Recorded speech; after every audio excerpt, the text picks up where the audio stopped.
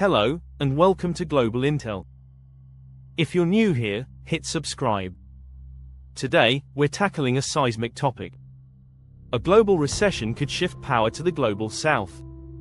This game changer is one you won't want to miss. Picture this: the world economy is on edge. Stock markets are plummeting, supply chains are strained. Traditional powerhouses are grappling with shrinking GDPs. But amidst this chaos, a new narrative is emerging. The global south, Africa, Southeast Asia, and Latin America, could rise to unprecedented influence.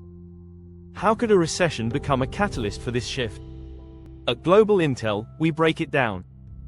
We'll explore the economic, political, and social factors at play. We'll examine opportunities for growth and tackle challenges ahead. First, let's set the stage. What triggers a global recession? A global recession often signals a decline in economic activity.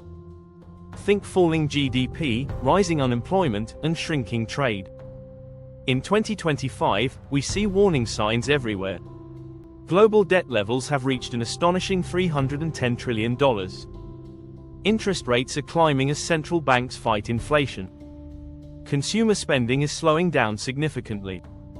Geopolitical tensions disrupt energy markets and increase volatility. The fallout hits traditional economic powers the hardest. The US heavily relies on consumer spending, 70% of its GDP. Less spending means more layoffs, leading to a weaker dollar. Europe faces similar issues, worsened by energy crises. Japan, with its aging population, sees declining productivity. These regions, known as the Global North, have long dominated globally. But a recession could expose their vulnerabilities. Meanwhile, the Global South has a unique position to capitalize. Now, let's explore why the Global South is poised for power. This region isn't a monolith, it comprises diverse areas. Yet, they share one common trait: potential for growth. Firstly, we have a demographic dividend. The Global South has young, growing populations. By 2030, Africa will have 1.7 billion people, median age of 20. This creates a massive workforce to drive innovation. Countries like Nigeria and Indonesia are witnessing tech booms. In contrast, aging populations strain the Global North's economy. Secondly, the Global South controls critical resources. Africa holds 30% of the world's mineral reserves.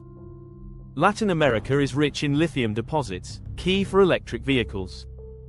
As demand for green technologies spikes, these regions become invaluable. Next, many Global South countries have diversified economies successfully. Southeast Asia has emerged as a manufacturing hub. Companies are moving from China to avoid tariffs. Vietnam's exports grew 15% in 2024, amidst global trade slowdowns. In Africa, fintech is booming. Think Nigeria's Flutterwave. Now, let's look at renewable energy and climate resilience. The Global South is rich in renewable energy resources. Southeast Asia's solar and wind markets projected at $150 billion by 2030. Brazil generates 80% of its electricity from hydropower. As the Global North struggles with energy crises, the South thrives. Finally, the Global South is increasingly collaborating. The African Continental Free Trade Area is creating a massive market. China's Belt and Road Initiative strengthens connectivity across the regions. This cooperation reduces reliance on the Global North, enhancing autonomy. At Global Intel, we see these trends as a roadmap to opportunity. But wait. Let's zoom in on key regions driving this shift. Africa is the continent to watch, projected GDP growth at 4.5%. Tech hubs are springing up, startups valued over $1 billion. Rwanda's digital-first policies attract foreign investments. Southeast Asia stands as a manufacturing and tech powerhouse. Indonesia is digitizing rapidly. Its e-commerce market will reach $100 billion. Latin America leverages natural wealth for food security. Chile and Peru dominate copper production, critical in electronics. These regions aren't just surviving, they're thriving. However, the Global South faces significant hurdles. Infrastructure gaps remain a major issue, 600 million lack electricity. Political instability deters investors in certain areas. Debt is another looming threat. Sri Lanka's default is cautionary. The global north won't concede power easily, either. Western nations still control key institutions like the IMF.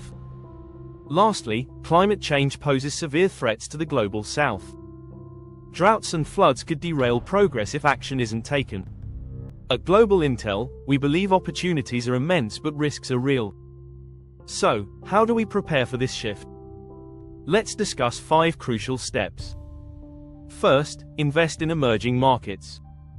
Look for ETFs targeting Africa and Southeast Asia.